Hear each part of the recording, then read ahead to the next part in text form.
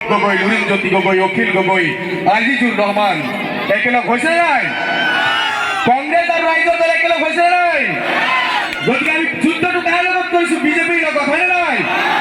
আমি এবাৰ বিজেপিৰ লগত শক্তিশালীভাৱে যুদ্ধ আৰম্ভ কৰিছো।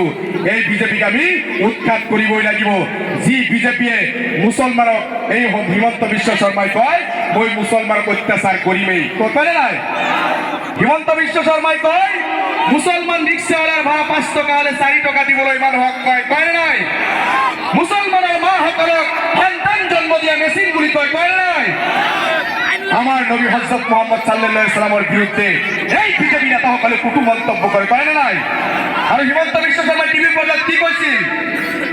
কৈছিল ইসলাম খতম हो जाना चाहिए, कोरोना जैसा खत्म कर देना चाहिए, কৈছিল নাই? ইসলাম খতম কৰা সেই 3 কোটি এটা পুথিৰ সমান মূল্য নাই। গোটেই ৰাষ্ট্ৰজুৰি বিশ্বজুৰি ইসলাম আছে। হিমন্ত বিশ্ব শৰ্মা ইসলাম খতম কৰিব পাৰিব নেকি কওকচোন? আমি কৰিব দিম নেকি কওকচোন? এই হিমন্ত অসমৰ ৰাজপথৰ পৰা দৰিয়াই ব্ৰহ্মপুত্ৰত পেলোৱাৰ কাৰণে এইবাৰ গৌৰৱ গগৈ অসমৰ মুখ্যমন্ত্ৰী হ'বলৈ গৈ আছে নাই?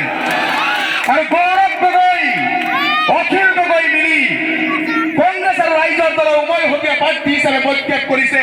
সংখ্যালঘু জনতাৰ কাৰণে দিনে নিশাই কষ্ট কৰা আপোনাৰ মা, আমাৰ সকলোৰে মাসকলৰ linkage certificate NRC D voter লৈ এতিয়াও আজিজুৰ ৰহমানৰ নামত সুপ্ৰিম কোৰ্টত কেছ চলি আছে আপোনালোকৰ ন্যায়ৰ বাবে, হয় নাই? আমচুৰ নামত যিটো কেছ চলি আছে এতিয়াও আজিজুৰ ৰহমানৰ স্বাক্ষৰ নহলে এতিয়াও সেই কেছ বন্ধ হৈ যাব। এইগৰাকী হৈছে আপোনালোকৰ আটাইতকৈ জাতিৰ ত্ৰাণকৰ্তা, যি আজিজুৰ ৰহমান সমগ্ৰ অসমৰ সংখ্যালঘুৰ মাসকলৰ লিংকেজ চাৰ্টিফিকেট আনি দিছে। সেইটো আপোনালোকে জানে নাই? জানে নাই? জানিব লাগিব। আমাৰ কোনোবাই উপকাৰ কৰিছে সেইটো প্ৰতিদান আমি দিব লাগিব, লাগিব নাই? গতিকে আজিজুৰ ৰহমান ডাঙৰীয়াক গোটেই জীৱন তেওঁ উৰে জীৱন তেওঁ ভাল চাকৰি কৰিব পাৰিলেহেঁতেন। ডিব্ৰুগড় ইউনিভাৰ্চিটিৰ পৰা গোল্ড মেডেলিষ্ট পাইছিল আজিজুৰ ৰহমান। সকলোকে পেলাই থৈ, চাকৰি পেলাই থৈ নিজে চাকৰি নকৰি গোটেই জীৱন আপোনালোকৰ কাৰণে আমাৰ কাৰণে সংগ্ৰাম কৰিলে, কৰিছে নাই আজিজুৰ ৰহমান? আমচুৰ সভাপতি আছিল নে নাই? সেইকাৰণে কংগ্ৰেছে এইবাৰ চেক্ৰিফাইচ কৰিছে। গৌৰৱ গগৈ ভাবিছে মুছলমানৰ যদি উন্নয়ন হ'ব লাগে তেনেহলে আজিজুৰক বিধায়ক বনাই আনিব লাগিব। আৰু সেইকাৰণে দলগাঁও সমষ্টিত কংগ্ৰেছে এৰি দি ৰাইজৰ দল আৰু কংগ্ৰেছ মিলি ঐক্যবদ্ধভাৱে আজিজুৰ ৰহমানক প্ৰাৰ্থী হিচাপে প্ৰক্ষেপ কৰিছে। আপোনালোকে এইখিনি কথা বুজি পাইছে নে নাই? আজিজুৰ ৰহমান কাৰ কেণ্ডিডেট? কংগ্ৰেছৰ হয় নে নাই? গৌৰৱ গগৈৰ কেণ্ডিডেট হয় নে নাই? গতিকে আজিজুৰ ৰহমানক ভোট দিলেহে গৌৰৱ গগৈক মুখ্যমন্ত্ৰী বনাব পাৰিব। আজিজুৰ ৰহমানক ভোট গেছ চিলিণ্ডাৰত পৰিলেহে এইবাৰ গেছ চিলিণ্ডাৰ আৰু হাতৰ প্ৰতীক এটাই। ইয়াত আপোনালোকে হাতৰ প্ৰতীক নাপাব, ইয়াত গেছ চিলিণ্ডাৰৰ প্ৰতীক পাব। আপোনালোকে যদি গেছ চিলিণ্ডাৰত ভোট দিয়ে সেই ভোট হাতে পাব। আৰু সেই ভোট যদি আজিজুৰ ৰহমানে পায়, চিলিণ্ডাৰে পালে কংগ্ৰেছে পাব। আৰু কংগ্ৰেছে যদি পায় তেনেহ'লে কংগ্ৰেছৰ মুখ্যমন্ত্ৰী হ'ব, হ'ব নাই? এতিয়া আপোনালোকে চিন্তা কৰিব লাগিব। আপোনালোকৰ ভোটৰ মাধ্যমেৰে সিদ্ধান্ত হ'ব যে এইবাৰ হিমন্ত বিশ্ব শৰ্মা মুখ্যমন্ত্ৰী হ'ব নে গৌৰৱ গগৈ মুখ্যমন্ত্ৰী হ'ব। গতিকে আপোনালোকৰ সিদ্ধান্ত লোৱাৰ সময় সমাগত। ৰাজনৈতিক ক্ষেত্ৰত বহুত ধুমুহা আহিব। এইবেলি বিভিন্ন নিৰ্দলীয় ফিৰদলীয় উঠি তেওঁলোকে বিভিন্ন ধৰণৰ আন্দোলন সৃষ্টি কৰিছে। তেওঁলোকবোৰে নিৰ্দলীয় কংগ্ৰেছৰ পৰা নিলম্বন কৰিছে নাই? আইনুল হকক কৰিছে নাই? ফেচবুকত চাইছে নাই? 6 বছৰৰ কাৰণে কংগ্ৰেছৰ পৰা আইনুল হকক নিলম্বন কৰিছে। তেওঁক যদি আপোনালোকে বিধায়ক বনায়ো হিমন্তৰ বিৰুদ্ধে কথা ক'ব পাৰিব অকলে? গৌৰৱ গগৈ, অখিল গগৈ যদি লগত নাথাকে কথা ক'ব পাৰিব হিমন্তৰ বিৰুদ্ধে? পাৰিব নেকি? কেতিয়াও নোৱাৰে। গতিকে এইবাৰ বিজেপিৰ প্ৰাৰ্থী আৰু কংগ্ৰেছ আৰু ৰাইজৰ দলৰ উমৈহতীয়া প্ৰাৰ্থী, দুটা কেটেগৰীৰ প্ৰাৰ্থী আছে নে নাই? মুজিবুৰ ৰহমান কাৰ মানুহ? হিমন্ত সভাপতি দিলীপ শইকীয়াৰ মানুহ হয় নে নাই? হিমন্তৰ মানুহ হয় নে নাই? আপোনালোকে জানে নাই? এই এউলীয়া অসমত যদি জীয়াই থাকে তেনেহ'লে বিজেপি আমি কেতিয়াও খেলিব নোৱাৰিম।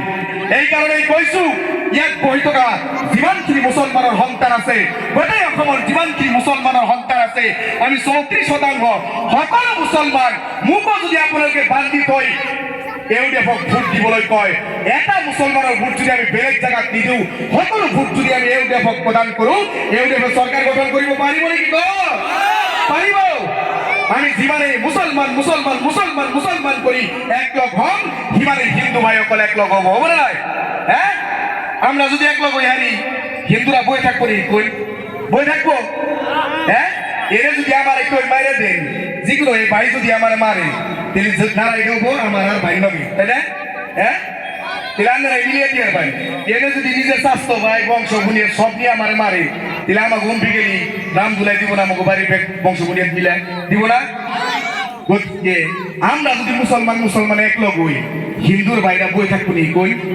আর হিন্দু ভাইরা ৬৬% যদি একলগ হয় জীবনে বিজেপি খেলি আর ভাই কই হ্যাঁ গতিকে রাজনীতির ধর্ম আনিব না লাগে রাজনীতির ধর্মীয় আবেগ আনিব না লাগে আমি মসজিদত নামাজ পঢ়িম হিন্দু ভাই সকলে মন্দিৰত পূজা কৰিব কিন্তু ৰাজনীতিত কেতিয়াও আপোনালোকে ধৰ্ম নানিব যেতিয়ালৈকে ইউডিএফ অসমৰ পৰা উৎখাত কৰিব নোৱাৰিব তেতিয়ালৈকে এই হিমন্ত বিশ্ব শৰ্মাক আপোনালোকে উৎখাত কৰিব নোৱাৰিব গতিকে ইউডিএফক ভোট দিয়াৰ এইবাৰ কোনো প্ৰশ্নই নাই হয় নাই হ্যাঁ ইউডিএফ আৰু বিজেপি ভাই ভাই হয় নাই শ্ৰদ্ধাৰ জনসাধাৰণ এতিয়া আপোনালোকে চিন্তা কৰিব লাগিব ইয়াত আছে কংগ্ৰেছ আৰু ৰাইজৰ দলৰ এজন প্ৰাৰ্থী আজিজুৰ ৰহমান আৰু বিজেপিৰ আছে দুজন প্ৰাৰ্থী হয় না নাই হ্যাঁ নির্দল মানে কি সরকার পক্ষ হয় না নাই হ্যাঁ নির্দল ক্যান্ডিডেট সরকার পক্ষ মিলি যায় না নাই ককচোন হ্যাঁ আইনুল হক সকলে কি কৰিব তেওঁ নিশ্চিতভাৱে ইয়াতে বিজেপিৰ দুজন ক্যান্ডিডেট আৰু কংগ্ৰেছ আৰু ৰাইজৰ দলৰ এজন ক্যান্ডিডেট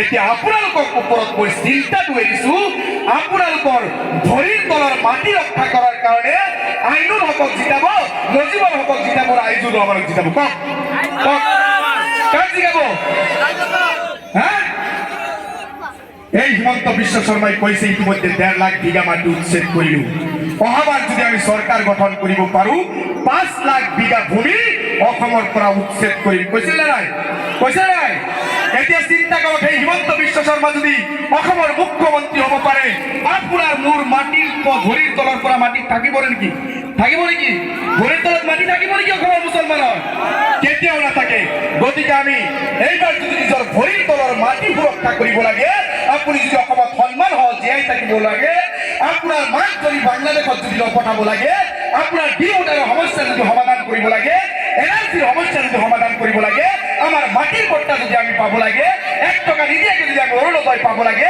1 টকা নিদিয়াকৈ যদি এৱাই ঘৰ আমি পাব লাগে দালাল চক্ৰ যদি আমি উৎখাত কৰিব লাগে সকলোৰে সম উন্নয়ন সম বিকাশ যদি আমি হ'ব লাগে তেনেহ'লে আইজুৰ ৰহমানক ভোট দিব লাগিব হিচাপটো বৰাবৰ হয় নাই একফালে বিজেপি একফালে কংগ্ৰেছ আৰু ৰাইজৰ দল হয় নাই এতিয়া চিন্তা আপোনালোকৰ ওচৰত ঠেলি দিছো মুখ্যমন্ত্ৰী হিমন্তক বনাব নে গৌৰৱ গগৈক বনাব আৰু এজন মন্ত্ৰী আপোনালোকৰ প্ৰিয় নেতা এইবাৰ হ'বলৈ গৈ আছে যিগৰাকী নেতা হৈছে অখিল গগৈ অখিল গগৈ এই দৰং জিলাৰ খেতিয়কসকলৰ শস্যৰ মূল্য বৃদ্ধিৰ কাৰণে বহু আন্দোলন কৰি জেলত গৈছে নাই এই অখিল গগৈ বিনামূলীয়া বিদ্যুৎ যোগানৰ দাবী লৈ বহুবাৰ জেলত গৈছে এই অখিল গগৈ মাটিৰ পট্টাৰ দাবী লৈ আন্দোলন কৰিবলৈ গৈ জেলত গৈছে এই অখিল গগৈ উচ্ছেদ বন্ধ কৰাৰ দাবী কৰি ধুবুৰী গোৱালপাৰাত দিনে নিশা কষ্ট কৰিছে উচ্ছেদ বন্ধ কৰাৰ দাবী লৈ আন্দোলন কৰিবলৈ গৈ বহুতবাৰ অখিল গগৈ জেলত গৈছে নাই জীৱনত ৩৪ বাৰ অখিল গগৈ জেলত গৈছে নাই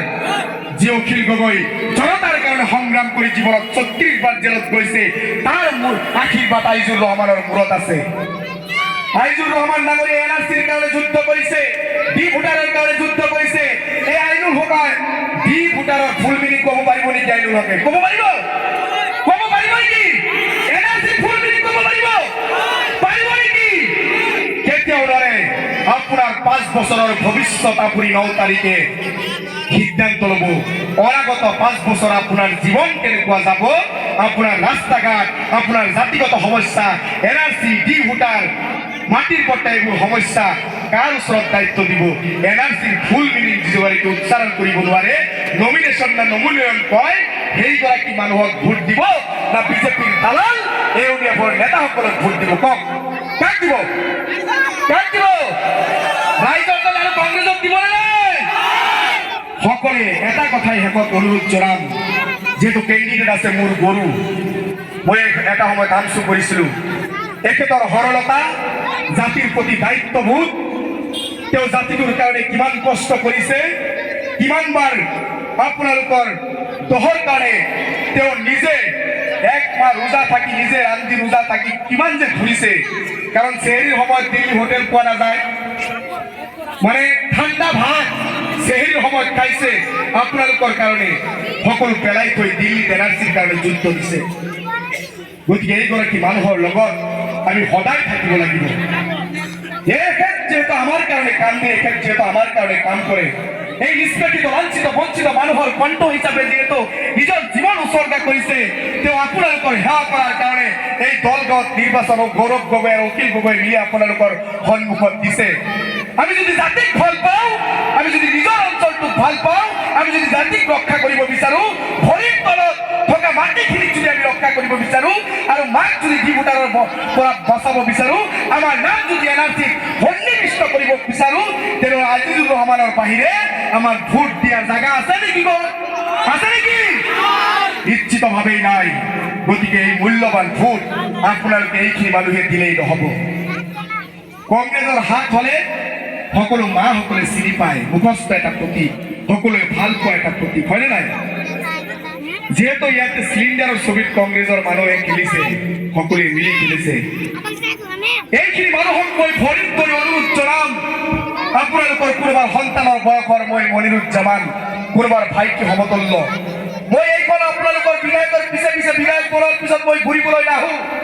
কেতিয়াও 1 টকাৰ বিধায়কৰ পৰা কাম বিচাৰি এই দলগাঁও সমষ্টিত নাও। নিজৰ দায়িত্ব আৰু কৰ্তব্য আছে বুলি নিজৰ পকেটৰ তেল খৰচ কৰি আপোনালোকৰ মাজত দুই-এষাৰ কথা ক'বলৈ আহিছোঁ। এই আজিজুৰ ৰহমানক আপোনালোকে জিকোৱাৰ নিজে দায়িত্ব ল'ব লাগিব। ৰাইজৰ দলত টকা পইচা আছে নেকি? কওকচোন, অখিল গগৈৰ টকা পইচা আছে? আমি আইনুৰ হকৰ নিচিনা টকা পইচা খৰচ কৰিব পাৰিম নেকি? আমি 2 নম্বৰী কৰি টকা ইনকাম কৰিছো নেকি ৰাইজৰ দলে? গতিকে আমি টকা পইচাও যিহেতু খৰচ কৰিব নোৱাৰো, আমি সেইকাৰণে আপোনালোকক অনুৰোধ জনাইছো, ইয়াত উপস্থিত থকা প্ৰত্যেকজন মাসকলক মই কামক কৰি অনুৰোধ কৰিছো, ইয়াত বহি থকা দাড়িৱালা মুৰব্বী সমাজক মই অনুৰোধ জনাইছো, ইয়াত বহি থকা মোৰ যুৱক বন্ধুসকলক মই অনুৰোধ জনাইছো, এই আজিজুৰ ৰহমানৰ দায়িত্ব আপোনালোকে আজিজুৰ ৰহমানক কোনোবাই ইয়াৰ পৰা এনআৰচিৰ কেছ কৰিব কৈছিল নেকি? কোনোবাই কৈছিল নেকি? যেহেতু কোৱা নাই, তথাপি আপোনালোকৰ চিন্তা কৰি তেখেতে কেছ কৰিছে ন? এতিয়া আজিজুৰ ৰহমানৰ চিন্তা আপোনালোকে কৰিব লাগিব, প্ৰত্যেক যুৱ সমাজে দায়িত্ব ল'ব লাগিব। এই বৃহত্তৰ অঞ্চলটোক আপোনালোকে ঘৰে ঘৰে বুজাব লাগিব। আপোনাৰ আত্মীয় স্বজন, আপোনাৰ বংশ ভূঞাত, আপোনাৰ ছোৱালী, আপোনাৰ ল'ৰা, আপোনাৰ পিতৃ মাতৃ, আপোনাৰ সমাজ প্ৰতিপক্ষী সৰ্বস্তৰৰ ৰাইজক আপোনালোকে নিজে দায়িত্ব লৈ বুজাব লাগিব যে এইবাৰ মুখ্যমন্ত্ৰী গৌৰৱ গগৈক বনোৱাৰ স্বাৰ্থত, অখিল গগৈক মাটিৰ পট্টাৰ কাৰণে মন্ত্ৰী বনোৱাৰ স্বাৰ্থত আজিজুৰ ৰহমানক গেছৰ চিলিণ্ডাৰৰ ছবিত ভোট প্ৰদান কৰি দিবলৈ আপোনালোকে অনুৰোধ জনাব নাই? কওকচোন, হাত দাঙক, সকলোৱে হাত দাঙক, সকলোৱে হাত দাঙি প্ৰতিশ্ৰুতি দিয়ক, আজিৰ পৰা আমি সকলোৱে আজিজুৰ ৰহমানৰ হৈ ভোট খুজিম। ধন্যবাদ। বহুত গৰমৰ মাজত